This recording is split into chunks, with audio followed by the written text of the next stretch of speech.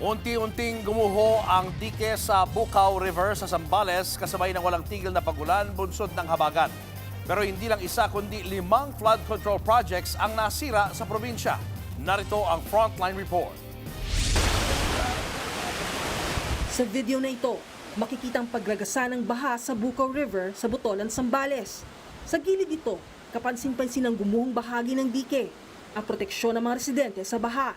Kaya naman na-alerto ang mga otoridad. Dito kayo. Magpo kayo dyan, sir. Ang bahagingang ito, naaktuhan pa nilang unti-unting dumadaos-dos sa tubig.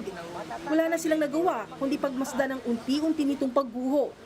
Ayon sa PDRMO sa Zambales, dulot daw ito ng malakas na agos ng tubig at malakas na buhos ng ulan. Ang major cause po nito dahil malakas po ang tubig, no? Rumaragasa ang tubig galing bundok at saturated na rin yung ating mga kalupaan, no? Kaya bumigay po yung ating mga dike. Malakas po talaga yung agos at malaki ang volume ng tubig na ibinuhos ng ulan. At hindi lang daw ang dike na ito ang nasira, kundi 5 flood control projects ang bumigay.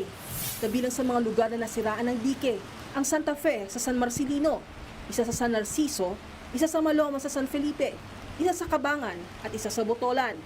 Sa ngayon, wala pang tala kung magkano ang kabuang halaga ng mga pinsala. Gayunman, hindi naman daw masyadong naapektuhan ang mga residente. Ang kagandahan, wala pong evacuees, walang nasirang tahanan. Dito po, sa lugar na ito, bagamat nasira yung kanilang flood control, wala pong mga residente na talagang naapektuhan ng baha.